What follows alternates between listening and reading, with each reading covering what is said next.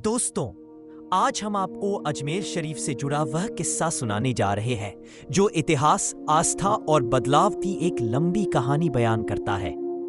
यह वही अजमेर है जो एक समय हिंदुस्तान के शक्तिशाली शासक पृथ्वीराज चौहान की राजधानी हुआ करता था। चारों ओर मजबूत किले, सैनिकों की चहल पहल और राजसी ठाट बाट से भरा यह शहर उस दौर में राजपूताना की शान माना जाता था।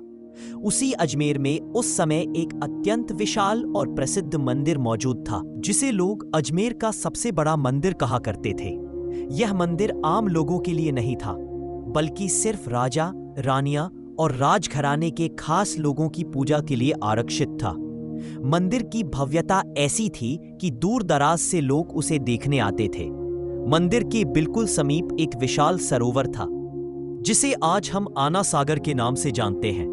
उस दौर में हिंदू समाज का यह दृढ़ विश्वास था कि आना सागर का पानी बेहद पवित्र है। लोगों का मानना था कि जो व्यक्ति इस सरोवर में स्नान कर ले, उसके जीवन के सारे पाप धुल जाते हैं और आत्मा को शांति मिलती है। रात के समय मंदिर में असंख्य दीप जलाए जाते थे। हालात ऐसे थे कि कहा जाता है सिर्फ एक ही रात में 1.5 मन तेल दीपों में खप जाता था। आसपास के गांव और बस्तियां मंदिर के नाम पर थीं और उन इलाकों से आने वाली पूरी आमदनी मंदिर के खर्चों में लगाई जाती थी। मंदिर में बड़ी संख्या में सेवक नियुक्त थे। उनका काम आने वाले लोगों की सेवा करना और उन्हें यह समझाना होता था कि कौन सा देवता संतान देता है, किसकी पूजा से बीमारी दूर होती है और किस मूर्ति के आगे सिर झुकाने से धन और समृद्धि बढ़ती है। दोस्तों, जिस समय अजमेर अपने मंदिरों, सरोवरों और राजसी परंपराओं के लिए जाना जाता था, उसी दौर में ईरान की धरती से एक अल्लाह वाले बंदे ने हिंदुस्तान की ओर सफर शुरू किया।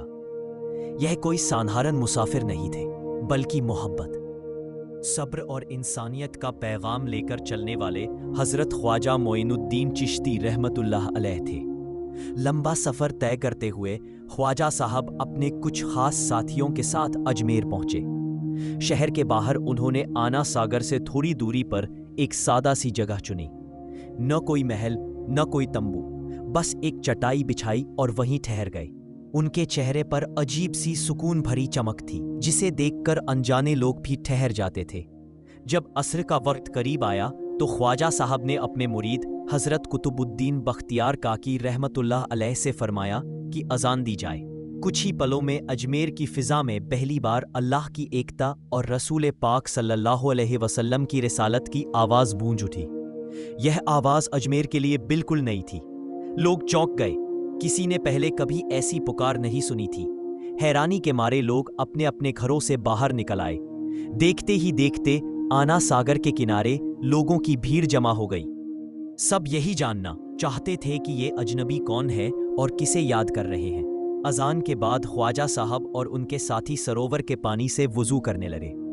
यह देखकर कुछ लोग फुसफुसाने लगे कि ये हमारे पवित्र तालाब का पानी क्यों इस्तेमाल कर रहे हैं, मगर किसी में इतनी हिम्मत नहीं थी कि आगे बढ़कर कुछ कह सके। वुजू के बाद सभी लोग नमाज में खड़े हो गए। वे न किसी मूर्ति के सामने थे, न किसी मंदिर के भीतर। वे खुले आसमान के नीचे एक अदृश्य शक्ति के आगे सिर झुकाए खड़े थे। यह मंजर देखकर लोग हैरत में पड़ गए। उनके मन में सवाल उठने लगे कि जब सारे देवता मंदिर में है तो ये लोग किसके सामने झुक रहे हैं। कुछ लोगों को यह सब अजीब लगा, कुछ को डर लगा और कुछ के दिल में कौतूहल पैदा हुआ। धीरे धीरे अजमेर में यह चर्चा फैलने लगी कि शहर में कुछ नए फकीर आए हैं जो एक नए धर्म की बात कर रहे हैं और दिन में कई बार एक अजीब सी पुकार लगाते हैं। इसी बीच सूरज ढलने लगा और वहां शाम आने वाली थी, जो आगे चलकर अजमेर के इतिहास में एक बड़ा मोड़ साबित होने वाली थी। दोस्तों, जिस जगह ख्वाजा गरीब नवाज रहमतुल्लाह अलैह और उनके साथी ठहरे हुए थे, वह इलाका शाम होते होते फिर से चहल पहल से भर गया। सूरज ढल चुका था और दूर से राजा के ऊंटों की कतारें लौटती हुई दिखाई देने लगी। ये ऊंट दिन भर चरने के बाद अपने तयशुदा ठिकाने की ओर आ रहे थे। इत्तेफाक ऐसा था कि जिस जगह ख्वाजा साहब ने चटाई बिछाई थी, वही जगह राजा के ऊंटों के बैठने और आराम करने के लिए निर्धारित थी। ऊंटों के साथ चल रहे चरवाहों ने जब वहां बैठे फकीरों को देखा तो वे रुक गए। उनमें से एक ने आगे बढ़कर कहा, बाबा, यह जगह राजा के ऊंटों की है आप लोग यहां से उठ जाइए। ख्वाजा साहब ने बहुत सलीके और ठंडे लहजे में जवाब दिया, इतनी खुली जमीन पड़ी है, ऊंट कहीं और भी बैठ सकते हैं। हम यहां कुछ देर आराम कर रहे हैं, इसमें किसी का क्या नुकसान है। लेकिन चरवाहे अपनी बात पर अड़े रहे। उन्होंने दोबारा सख्त लहजे में कहा कि यहां बैठने का हक सिर्फ राजा के ऊंटों को है। बात बढ़ने लगी। कुछ चरवाहों ने आगे बढ़कर फकीरों की चटाई हटाने की कोशिश की और बदतमीजी करने लगे। आखिरकार ख्वाजा गरीब नवाज खड़े हो गए। उनके चेहरे पर न गुस्सा था और न नाराजगी, बल्कि एक अजीब सी संजीदगी थी।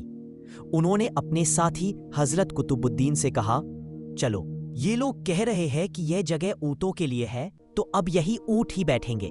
यह कहकर वे अपने साथियों के साथ वहां से चले गए। अगली सुबह जब चरवाहे ऊंटों को चराने के लिए उठाने आए तो अजीब मंजर देखने को मिला। ऊंट अपनी जगह से हिले तक नहीं। चरवाहों ने आवाजें दी, रस्सियां खींची, यहां तक कि डांट फटकार भी की, मगर ऊंट जैसे जमीन से चिपक गए हों। चरवाहे घबरा गए। जो ऊंट एक इशारे पर उठ खड़े होते थे, आज क्यों जिद पकड़कर बैठे हैं, ये बात उनकी समझ से बाहर थी। तभी किसी को पिछली शाम की बात याद आ गई। लोग आपस में कहने लगे कि उस फकीर ने कुछ कह दिया था। धीरे धीरे वहां भीड़ जमा हो गई। कोई कह रहा था कि यह फकीर बड़ा जादू जानता है, कोई उसे अल्लाह का खास बंदा बता रहा था, तो कोई उसे किसी नए देवता का रूप मानने लगा। मामला इतना बढ़ गया कि बात आखिरकार राजा पृथ्वीराज चौहान तक पहुंच गई। राजा ने संदेश भिजवाया कि फकीर को बुलाया जाए और उससे कहा जाए कि वह ऊंटों को छोड़ दे, वरना वे भूख प्यास से मर जाएंगे। ख्वाजा साहब ने राजा को कहलवाया, हम ना जादू करते हैं और ना किसी पर बद्दुआ देते हैं। ऊंट अगर बैठे हैं तो अल्लाह के हुक्म से बैठे हैं और वही चाहेगा तो उठ जाएंगे। जब दोबारा ऊंटों को उठाने की कोशिश की गई तो वे तुरंत खड़े हो गए, मानो कुछ हुआ ही ना हो। यह देखकर लोगों की हैरानी और बढ़ गई। अब अजमेर में इन फकीरों को लेकर चर्चा और तेज हो गई और लोगों के दिलों में उनके लिए जिज्ञासा पैदा होने लगी। यहीं से अजमेर में एक नए दौर की शुरुआत होने वाली थी। दोस्तों, ऊंटों वाले वाकये के बाद अजमेर में उन मुसाफिर फकीरों की चर्चा आम हो गई। अब रोज सुबह, दोपहर, शाम और रात को अजमेर की फिजा में एक नई आवाज गूंजने लगी। यह आवाज अजान की थी, जो लोगों के लिए बिल्कुल अनजानी थी। ख्वाजा गरीब नवाज रहमतुल्लाह अलैह और उनके साथी पांचों वक्त नमाज अदा करते और अल्लाह की इबादत में मशगूल रहते। शुरू शुरू में लोग दूर से यह सब देखते रहे। कुछ को यह सब अजीब लगता था, कुछ डरते थे और कुछ के दिलों में सवाल उठने लगे थे। लेकिन जैसे जैसे दिन बीतते गए, कुछ लोग यह महसूस करने लगे कि इन फकीरों के तौर तरीकों में कोई बनावट नहीं, बल्कि सच्चाई और सुकून है। मगर हर किसी को यह बात पसंद नहीं आई। कुछ पंडितों और प्रभावशाली लोगों को यह लगने लगा कि अगर ये फकीर यही रहे तो लोगों की आस्था डगमगा सकती है, खास तौर पर तब जब यह देखा गया कि ये लोग आना सागर के पानी से वुजू करते हैं। जल्द ही राजा पृथ्वीराज चौहान तक शिकायत पहुंचाई गई कि ये फकीर रोज हमारे पवित्र सरोवर का पानी इस्तेमाल कर रहे हैं, गोश्त खाते हैं और मूर्ति पूजा को गलत बताते हैं। यह भी कहा गया कि ये लोग हमारे धर्म और परंपराओं के खिलाफ बातें फैला रहे हैं। राजा ने इन बातों को गंभीरता से लिया और फकीरों के पास संदेश भिजवाया। संदेश में साफ कहा गया कि वे दूसरे धर्म से हैं, इसलिए उन्हें आना सागर का पानी लेने की इजाजत नहीं दी जा सकती। अगर उन्होंने दोबारा तालाब को छुआ तो सख्त कार्रवाई की जाएगी। ख्वाजा गरीब नवाज ने बड़े सुकून से जवाब दिया, दुनिया के लोग इसी पानी से नहाते और पीते हैं। अगर हमारे हाथ से पानी लेने से यह नापाक हो जाता है तो फिर दूसरों के लेने से कैसे पाक रहता है। राजा इस जवाब से और नाराज हो गया। उसने कहा कि जो लोग हमारे धर्म के हैं उन्हें छूट है, लेकिन बाहरी लोगों को नहीं। इस पर ख्वाजा साहब ने अपने मुरीद हजरत कुतुबुद्दीन बख्तियार काकी रहमतुल्लाह अलैह से कहा, कुतुबुद्दीन, ऐसा लगता है कि आगे चलकर पानी लेने पर ये लोग परेशानी खड़ी करेंगे। जाओ एक मश्क पानी ले आओ। जब हजरत कुतुबुद्दीन तालाब की ओर बढ़े तो पहरेदारों ने उन्हें रोक लिया।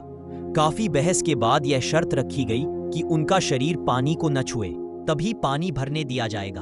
आखिरकार एक छोटा सा प्याला भरने की इजाजत दे दी गई। हजरत कुतुबुद्दीन तालाब के किनारे बैठे उन्होंने प्याला पानी में डुबोया और जब वह भर गया तो जैसे ही उन्होंने उसे बाहर खींचा, वहां मौजूद लोग हैरान रह गए। आना सागर का पानी तेजी से घटने लगा। कुछ ही पलों में पूरा सरोवर सूख गया और उसकी तह से रेत उड़ने लगी। देखते ही देखते अजमेर में अफरा तफरी मच गई। लोग रोने चिल्लाने लगे। जिनका जीवन, आस्था और उम्मीदें आना सागर से जुड़ी थी, वे टूट गए। हर जुबान पर यही सवाल था कि अब क्या होगा। और यही से शुरू होता है अजमेर के इतिहास का सबसे बड़ा हंगामा। दोस्तों, जैसे ही आना सागर का पानी पल भर में सूख गया, पूरे अजमेर में हड़कंप मच गया। चारों तरफ अफरा तफरी फैल गई। मोहल्लों में चीख पुकार सुनाई देने लगी। लोग घरों से बाहर निकल आए। जिनकी जिंदगी, आस्था और रोजमर्रा का सहारा आना सागर से जुड़ा था, वे बदहवास हो गए। औरतें रोने लगी, बूढ़े आहें भरने लगे और बच्चे डर के मारे माँ बाप से चिपक गए। लोग एक दूसरे से कहने लगे कि अब वे अपने पाप कहां धोएंगे, अब उन्हें सुकून कैसे मिलेगा। जिस सरोवर को वे बरकत और मुक्ति का जरिया समझते थे, वही उनकी आंखों के सामने सूख चुका था। देखते ही देखते यह खबर पूरे इलाके में आग की तरह फैल गई कि बाहर से आए उन फकीरों की वजह से आना सागर गायब हो गया है। कोई कहने लगा कि यह फकीर बहुत बड़ा जादू जानता है, तो कोई उसे किसी अदृश्य शक्ति का मालिक बता रहा था। कुछ लोग डर गए और कुछ के दिलों में गुस्सा भर गया। यह बात जब राजा पृथ्वीराज चौहान तक पहुंची, तो वह भी परेशान हो गया। उसने अपने वजीरों को बुलाया और कहा, यह कोई मामूली आदमी नहीं लगता। या तो यह बहुत बड़ा जादूगर है, या फिर सच में कोई पहुंचा हुआ फकीर। लेकिन आना सागर के बिना अजमेर की रौनक खत्म हो जाएगी। राजा को यह भी चिंता सताने लगी कि आना सागर की वजह से ही दूर दूर से लोग अजमेर आते थे। अगर यह सरोवर यूं ही सूखा रहा, तो न सिर्फ शहर की शोहरत खत्म होगी, बल्कि धर्म और परंपरा को भी बड़ा झटका लगेगा। काफी विचार विमर्श के बाद यह तय हुआ कि फकीर से टकराने के बजाय उससे बात की जाए। अगर वो कोई ऐसी शर्त रखता है जिसे माना जा सके, तो उससे माफी मांग ली जाए और लोगों को इस मुसीबत से बचा लिया जाए। फिर क्या था? मर्द, औरतें, बूढ़े और बच्चे सब मिलकर ख्वाजा गरीब नवाज रहमतुल्लाह अलैह के पास पहुंचे। सब हाथ जोड़कर, सिर झुकाकर मिन्नतें करने लगे। लोग कहने लगे, बाबा, हमसे जो भूल हुई उसे माफ कर दीजिए। आप भी पानी लिया कीजिए, वुजू भी कर लिया कीजिए, लेकिन हमारे आना सागर को वापस लौटा दीजिए। कुछ लोग रोते हुए यह भी कहने लगे कि हम अपने पापों का बोझ कहां लेकर जाएंगे। अब हमें चैन और सुकून कैसे मिलेगा? यह सरोवर ही तो हमारा सहारा था।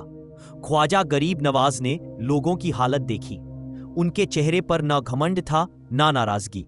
उन्होंने अपने मुरीद हजरत कुतुबुद्दीन बख्तियार काकी रहमतुल्लाह अलैह से फरमाया, जाओ वही प्याला वापस उसी जगह रखाओ। जैसे ही वो प्याला दोबारा तालाब में डाला गया, जमीन के नीचे से पानी उफनने लगा। देखते ही देखते आना सागर फिर से पानी से भर गया। ऐसा लग रहा था मानो सरोवर पहले से भी ज्यादा लबालब हो गया हो। इस मंजर ने न सिर्फ सरोवर को भरा, बल्कि बहुत से दिलों को भी बदल दिया। दोस्तों, आना सागर का दोबारा भर जाना अजमेर के लिए सिर्फ एक घटना नहीं थी, बल्कि यह लोगों के दिलों और सोच पर गहरा असर छोड़ गया। जो लोग कुछ देर पहले तक डर और गुस्से में थे, अब हैरानी और सोच में डूब गए थे। हर कोई यह मानने लगा कि यह काम किसी आम इंसान के बस का नहीं हो सकता। धीरे धीरे लोगों की भीड़ ख्वाजा गरीब नवाज रहमतुल्लाह अलैह के पास बढ़ने लगी। लोग उनसे बातें करने लगे, उनके पास बैठने लगे और उनके बताए हुए अल्लाह के एक होने के पैगाम को सुनने लगे। कई लोगों के दिलों में यह बात उतरने लगी कि सच्ची ताकत मूर्तियों में नहीं, बल्कि उस एक खुदा में है जो सबका रब है। कहा जाता है कि उसी शाम बड़ी तादाद में गैर मुस्लिमों ने कलमा पढ़ा और इस्लाम कबूल किया। यह खबर आग की तरह पूरे अजमेर में फैल गई। जिन लोगों ने सुबह तक ख्वाजा साहब का विरोध किया था, वे भी अब सोच में पड़ गए कि कहीं वे किसी अल्लाह वाले से तो टकरा नहीं गए। लेकिन यह सब देखकर मंदिरों से जुड़े पंडितों और प्रभावशाली लोगों के दिलों में डर बैठ गया। उन्हें लगने लगा कि अगर यह सिलसिला यूं ही चलता रहा, तो लोग मंदिरों से दूर होते जाएंगे और देवी देवताओं का नाम लेने वाला कोई नहीं बचेगा। इन लोगों ने मिलकर राजा पृथ्वीराज चौहान पर दबाव बनाना शुरू कर दिया। राजा पहले से ही परेशान था। अब उसके सामने सिर्फ धर्म का सवाल नहीं था, बल्कि राजसत्ता और शहर की शांति का मामला भी बन गया था। राजा ने अपने सलाहकारों और मंत्रियों को बुलाया। सबकी एक ही राय थी कि अगर इस फकीर को यूं ही छोड़ दिया गया तो हालात हाथ से निकल सकते हैं। कुछ लोगों ने कहा कि इसे जबरन अजमेर से बाहर निकाल दिया जाए, जबकि कुछ ने सुझाव दिया कि इसे खुले मुकाबले में हराया जाए ताकि जनता के सामने इसकी सच्चाई उजागर हो सके। आखिरकार यह फैसला हुआ कि मंदिर के सबसे बड़े और विद्वान पंडित को ख्वाजा गरीब नवाज के सामने भेजा जाए। वह पंडित अपने ज्ञान, तंत्र मंत्र और बहस की कला के लिए पूरे इलाके में मशहूर था। राजा को यकीन दिलाया गया कि वह फकीर को पराजित करके अजमेर से भगा देगा। राजा ने उस पंडित को बुलवाया और उसे साफ हुक्म दिया कि वह जल्द से जल्द फकीर से मुकाबला करे और उसे यहां से हटाने का रास्ता निकाले। पंडित ने पूरे आत्मविश्वास के साथ राजा को भरोसा दिलाया कि जल्द ही वह एक अच्छी खबर सुनेगा। उधर ख्वाजा गरीब नवाज अपने उसी सादे अंदाज में बैठे अल्लाह की याद में मशगूल थे, मानो आने वाले तूफान से बिल्कुल बेखबर हों। और यहीं से शुरू होता है वह मुकाबला जिसने अजमेर के इतिहास की दिशा बदल दी। दोस्तों, जिस दिन पंडित रामदेव को ख्वाजा गरीब नवाज रहमतुल्लाह अलैह के पास भेजा गया, उस दिन अजमेर में अजीब सी बेचैनी फैली हुई थी। मंदिरों के पंडित, आम लोग और राजा के सिपाही, सबकी निगाहें इसी बात पर टिकी थीं कि अब आगे क्या होने वाला है। पंडित रामदेव अपने समय का बहुत बड़ा विद्वान माना जाता था। कहा जाता था कि उसे शास्त्रों का गहरा ज्ञान है और वह तंत्र मंत्र तथा गुप्त विद्याओं में भी निपुण है। उसे पूरा यकीन था कि वह इस फकीर को अपने सवालों और शक्ति के बल पर झुका देगा। राजा को भी उसी पर भरोसा था। रामदेव पूरे दम्भ और घमंड के साथ ख्वाजा गरीब नवाज के पास पहुंचा। वहां कोई शोर शराबा नहीं था। ख्वाजा साहब सादगी से बैठे अल्लाह की याद में डूबे हुए थे। उनके चेहरे पर वही ठहराव और सुकून था जो पहले दिन से लोगों को खींच रहा था। रामदेव ने आते ही ऊंची आवाज में बहस शुरू कर दी। वह एक के बाद एक तीखे सवाल करता गया, अपने धर्म की श्रेष्ठता गिनाता गया और फकीर को नीचा दिखाने की कोशिश करता रहा। आसपास खड़े लोग सांस रोके यह सब देख रहे थे। ख्वाजा गरीब नवाज पूरे वक्त शांत बैठे रहे। न कोई जवाब, न कोई तर्क। यह खामोशी रामदेव को और उग्र करती गई। वह और जोर जोर से बोलने लगा, मानो खामोशी को अपनी जीत समझ रहा हो। आखिर एक पल ऐसा आया जब ख्वाजा साहब ने अपनी निगाह उठाई। उन्होंने रामदेव की ओर देखा और हल्की सी मुस्कान के साथ बड़े सुकून से कहा, रामदेव, तू इतना शोर कर रहा है, मगर मैं तेरे माथे पर ईमान का उजाला देख रहा हूं। बस इतना कहना था। किसी को समझ में नहीं आया कि यह क्या हुआ। देखते ही देखते रामदेव के चेहरे का रंग बदल गया। उसके हाथ कांपने लगे, आंखों से आंसू बहने लगे और वह वहीं ख्वाजा साहब के कदमों में गिर पड़ा। वह रोते हुए कहने लगा, बाबा, जिस सच्चाई को आप लेकर आए हैं वही हक है, मुझे भी उसी रास्ते पर ले चलिए।